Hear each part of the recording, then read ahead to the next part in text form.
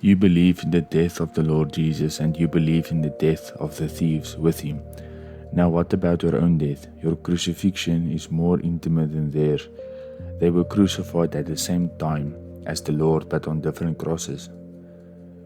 Where you were crucified on the self-same cross as he, for you were in him when he died. How can you know?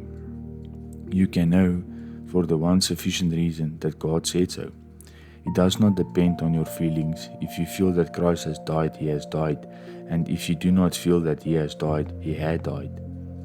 If you feel that you have died, you have died. And if you do not feel that you have died, you have nevertheless just as surely died.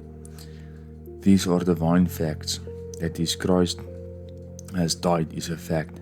That the two thieves on the cross have died is a fact. And that you have died is a fact also. Let me tell you, you have died, you are done with, you are ruled out. The self you loathe is on the cross of Christ, and he that is dead is freed from sin. This is the gospel of Christians.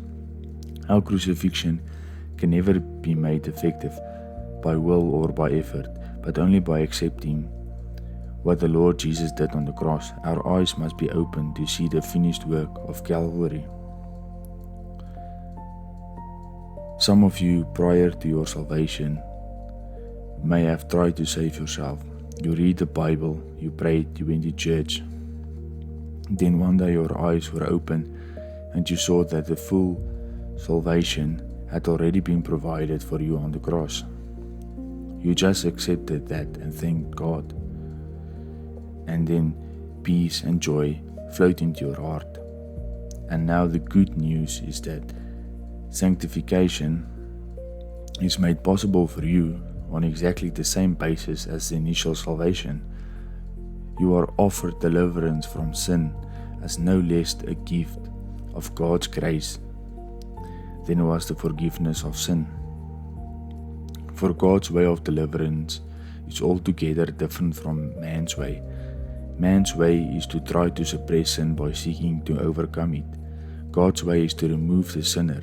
Many Christians mourn over their weakness, thinking that if they only were stronger, all would be well.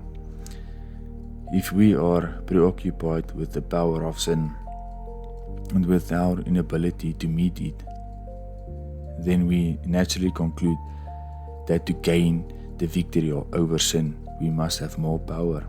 But this altogether is fallacy. It is not Christianity. God's means of delivering us from sin is not by making us stronger and stronger, but by making us weaker and weaker. That is surely rather a peculiar way of victory. You say, but it is the divine way.